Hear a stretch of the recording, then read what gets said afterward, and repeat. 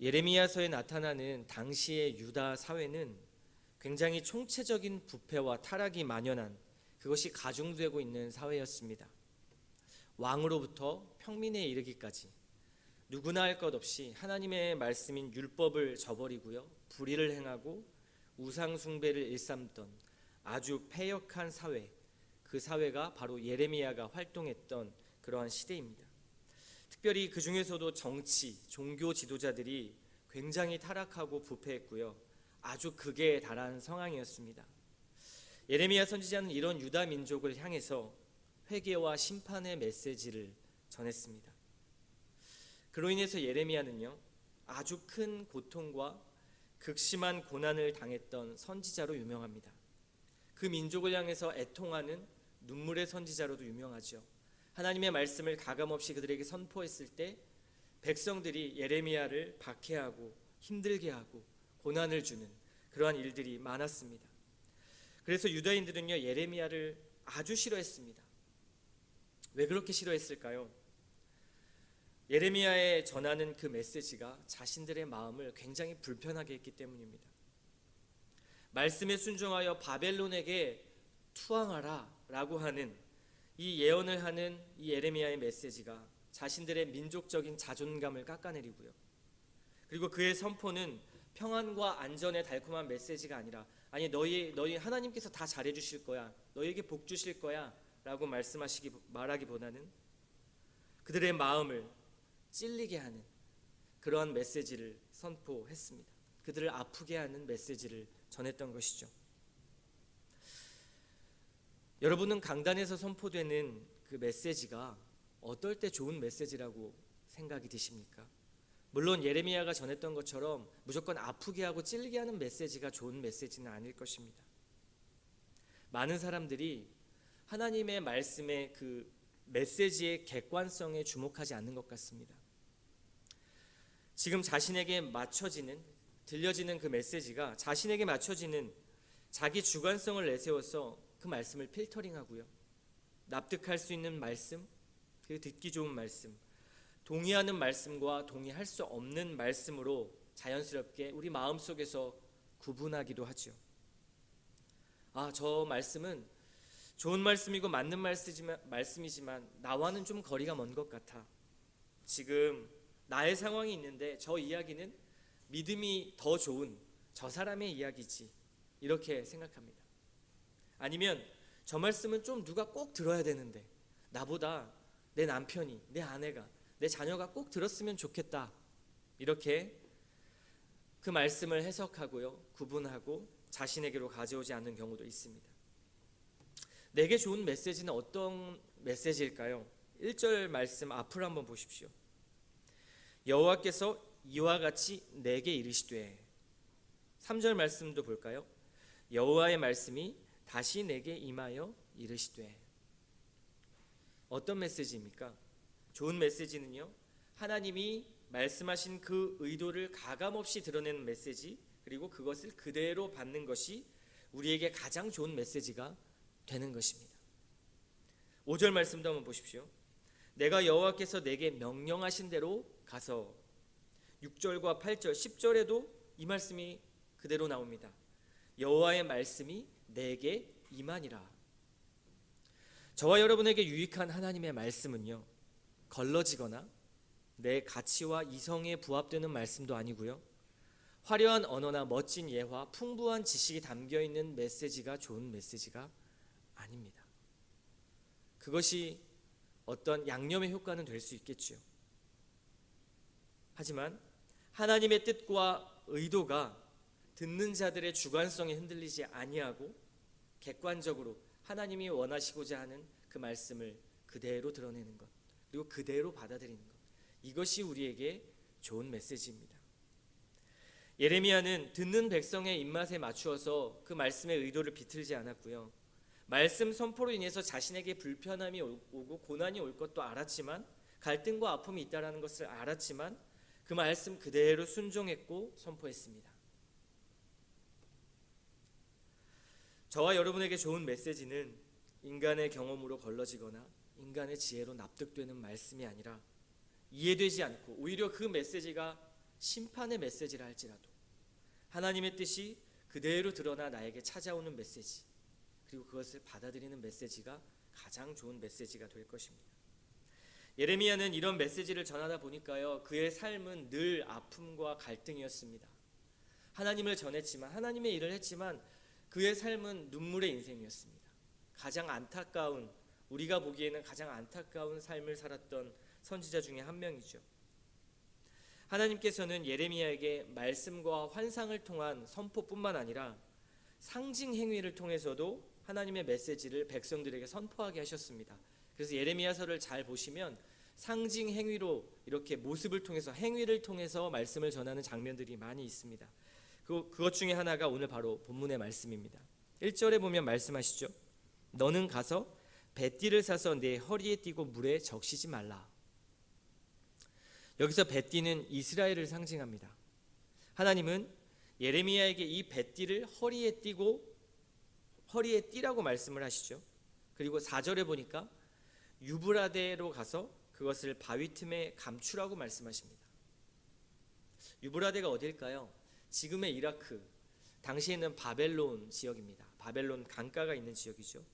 유다에서 바벨론까지의 거리가 무려 563km 정도 된다고 합니다. 약 600km 정도 되는, 그런 최소 석 달 이상을 걸어야 하는 거리를 가서 바위 틈에 그 띠를 감추라는 것이죠. 예레미야는 이해할 수 없었지만 그 말씀 그대로 순종해서 그리로 이동하여 그것을 감춥니다. 그리고 6절 말씀 보니까요, 하나님은 여러 날 후에 그 먼 거리를 다시 가서 그 물가에 감추어뒀던 띠를 가져오라고 말씀하십니다. 그런데 오늘 말씀 보니까 그 띠가 어떻게 되었다고 합니까? 7절 보십시오. 띠가 썩어서 쓸 수 없게 되었더라. 강가 바위에 그 띠를 감추어 놓았더니 당연히 오랫동안 있었던 그 베옷이 물가에 있었으니까 습해지고 부패해졌겠죠. 그리고 그 띠를 어렵게 가져와서 허리에 띠라고 말씀하십니다. 그것을 본 이스라엘 백성들, 유다 백성들의 생각은 어땠을까요? 그것을 목격한 사람들의 반응은 아마도 굉장히 이상하게 여겼을 것입니다. 아니, 왜 썩은 뱃띠를 허리에 두르고 있지? 하나님은 이러한 예레미야의 상징적인 행위를 통해서 이스라엘 백성들에게, 유다 백성들에게 하고 싶은 말씀이 있는 것입니다. 9절 말씀이죠. 내가 유다의 교만과 예루살렘의 큰 교만을 이같이 썩게 하리라. 유다의 정말 본질적인 문제, 이것은요, 교만을 깨닫게 하시기 위한, 즉 너희의 가장 큰 문제는 교만이다 라고 말씀하는 것입니다. 이것이 가장 본질적인 문제이죠. 하나님께서 이스라엘을 부르신 이유와 목적이 있었습니다. 그런데 그들은 교만했습니다. 오늘 본문에서는 여호와께서 내게 이르시되 라는 문장이 굉장히 강조된다라는 걸 우리는 살펴보았죠. 그리고 이해할 수 없는 이러한 하나님의 명령에 순종하는 예레미야의 모습을 보았습니다. 여전히 자기중심적이고 하나님을 의지하지 않는 유다의 모습과 이 예레미야의 모습이 굉장히 큰 대조를 이루고 있다는 걸 우리는 확인할 수 있습니다. 여러분, 교만이 무엇입니까? 여전히 내 힘으로, 내 생각으로, 내 경험으로 해보려는 것입니다. 그것이 교만입니다. 자기중심성, 자기주관성입니다. 아까도 서두에 말씀을 드렸지만 진리의 객관성에 기준을 두지 않고 자기주관성으로 말씀을 받아들이는 것이죠. 그래서 좋은 말씀인지 아닌지를 스스로가 판단합니다. 납득할 만큼만 말씀을 받아들이는 것이죠. 하나님, 여기 이상 침범하지 마십시오. 여기는 제가 충분히 할 수 있는 영역입니다. 제 힘으로도 충분히 가능하니까요. 이 부분은, 그리고 충분히 제가 만족하고 있으니까요. 건드리지 마시고 좀 저 부분을 신경 써주세요. 저는 이 부분은 동의할 수 있는데 하나님, 제가 살아보니까, 경험해보니까 이 부분은 동의가 안 됩니다. 다른 부분은 아직 상황이 안 되니까요. 하나님, 이 부분만 먼저 좀 이렇게 해결해 주세요. 저희 마을에 누구 아시죠? 저 자매는, 저 형제는 저 문제를 이렇게 해결했더니 잘 해결됐대요. 우선 저도 한번 그렇게 해볼게요 라고 말하면서 하나님의 뜻을 따르기보다는, 하나님의 원리를, 복음의 원리를 따르기보다는 어떤 다른 사람이 세상이 말하는 그러한 쪽으로 생각하고 우선 가치를 두는 것이죠. 유다의 교만은 썩은 배로 비유되었습니다. 유다의 부패와 타락은요, 부르심의 목적을 상실하게 만들었습니다. 10절 말씀 보십시오. 이 악한 백성이 내 말 듣기를 거절하고 그 마음에 완악한 대로 행하며 다른 신들을 따라 그를 섬기며 그에게 절하니 그들이 이 띠가 쓸 수 없음 같이 되리라. 무서운 말씀이죠. 하나님의 말씀을 듣지 않고 들어도 자신의 경험과 생각의 한계에 하나님의 능력을 가둬버렸습니다. 내 생각과 뜻대로 여전히 행하는 것, 그것이 우상숭배요. 그런 우상숭배는 띠가 썩어서 쓸 수 없음 같이 그 인생의 가장 비참한 인생이라고 하나님은 말씀하십니다. 정리하면 뭐죠? 하나님의 부르심의 목적에 맞지 않게 사는 삶은 모두 다 비참한 인생이다. 그것이 교만한 인생이다. 배처럼 썩어지는 인생이다라고 말씀하는 것입니다. 우리가 생각하듯 나의 뜻과 계획대로 되지 않고 세상 사람들이 추구하는 것처럼 남들과 비교해서 부족하지 않은 삶을 살고 주눅들지 않을 만큼의 집과 차, 좋은 것들을 갖추는 것, 자녀의 깊은 내면과 마음을 헤아려주고 소통하기보다는 그 자녀를 내 통제와 내 생각 안에 두려고 하는 것, 인생이 술술 잘 풀리고 이것만 해결되면, 이것만 얻으면 행복한 인생이라고 생각하는 것은 인간 편에서 생각하는 행복을 추구하는 착각이라는 것입니다. 이 모든 것이 있어도, 이 모든 것이 해결되어도, 이 모든 것이 충족된다고 할지라도 하나님의 말씀이 없고 또 하나님의 말씀을 듣지 않는다면 우리 삶의 이유와 목적은 가치를 잃은 것이라고 성경은 말합니다. 피조물은 하나님 안에서 의미가 있고 하나님 안에서 가치가 있는 것이죠. 흔들리지 않는 그 객관적 진리에서 바라본 인간의 참된 기쁨과 행복은 무엇일까요? 11절 말씀에 있습니다. 보십시오. 여호와의 말씀이니라. 띠가 사람의 허리에 속함같이 내가 이스라엘과 유다 온 집으로 내게 속하게 하여 그들로 내 백성이 되게 하며 내 이름과 명예와 영광이 되게 하려 하였으나 그들이 듣지 아니하였느니라. 무엇입니까? 배띠가 허리에 밀착하여 속하여 있듯이, 밀착하여 딱 붙어 있듯이 우리가 하나님께 붙어서 속하여 있는 것, 그것이 그의 백성으로 있는 것이고요. 그의 백성으로서 그 말씀을 듣고 귀 기울이고 교만하지 않는 것, 하나님 중심으로 그 말씀에 순종하여 자기 인생을 살아나가는 것, 그것이 참된 기쁨과 행복이라고 말하고 있습니다. 하나님께 딱 붙어있는 삶, 그리스도와 연합한 삶이죠. 그것이 하나님의 이름과 하나님의 명예와 영광을 돌려드리는 일이라고 말씀하고 있습니다.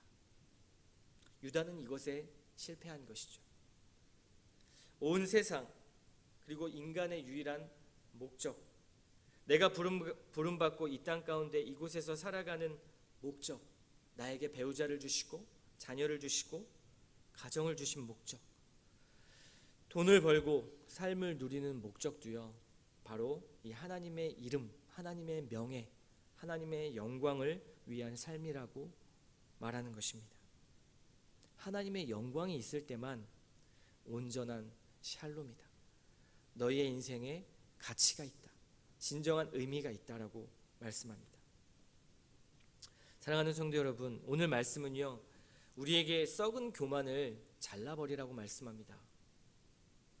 유다가 예레미야의 말을 듣지 않고요, 여전히 자기 생각과 경험과 완고함으로 버티고 있는 모습을 하나님께서는 안타깝게 그리고 교만하게 보고 계십니다. 그런데 이것이 우리의 모습이죠. 하나님은 그런 우리들에게 말씀으로 비춰보라고 말씀하십니다. 네 자신을 비춰보고 네 가정을 비춰보고 그리고 교회를 비춰보라. 그리고 돌이켜서 하나님의 영광이 무엇인지를 다시 생각해보라 말씀합니다. 그리고 그 하나님의 영광이 우리의 행복과 우리의 안전과 우리의 샬롬과 어떤 관계가 있는지를 생각해보라고 말씀은 촉구하고 있습니다. 우리의 문제가 다 해결되고요, 내 마음의 문제나 자녀의 문제나 남편과 아내의 문제나 또 삶에서 오는 수많은 질문과 어려움들이 전부 다 해결된 뒤에 하나님의 영광을 돌리라고 말씀하지 않습니다. 이게 중요하죠. 우리는 모든 문제가 해결된 뒤에 하나님의 일을, 하나님의 이름을 높이는 일을 그때 하겠습니다라고 착각하지만 하나님께서는 그 복잡한 상황 속에서도 뭡니까? 하나님의 뜻을 찾고 희미해 보이는 길을 더듬더듬 예수 그리스도를 의지해서 때로는 눈물로, 때로는 상처로, 때로는 갈등으로, 때로는 기쁨과 감사로 가는 것, 이것이 하나님의 이름을 높이며 하나님을 명예롭게 하며 하나님의 영광을 돌려드리는 삶이라고 말씀하는 것입니다. 하나님께 영광 돌려드리는 삶, 부르심의 목적대로 사는 삶, 하나님이 가장 기뻐하는 삶입니다. 그리고 오늘 우리가 찬양했던 것처럼 이러한 삶을 살 때 우리 안에 가장 복된 길, 가장 행복한 길, 가장 기쁜 길이라고 성경은 계속 이야기하고 있죠. 그래서 오늘 이렇게 우리 다 같이 기도했으면 좋겠습니다. 하나님, 제 안에, 우리 가정과 그리고 교회 안에 있는 썩은 교만을 제해 주십시오. 잘라내는 아픔과 불편함, 갈등이 있겠지만 그것들을 기꺼이 감내하며 하나님의 말씀을 듣고 순종할 수 있는 용기와 믿음을 허락해 주시옵소서. 오늘도 우리의 간구를 들으시고 내 뜻이 하나님의 뜻으로 조정되는 이 아침 기도의 시간이 되게 하옵소서. 이렇게 하나님의 영광으로 나아가는 그러한 아침 기도 시간이 되시기를 주님의 이름으로 축원합니다.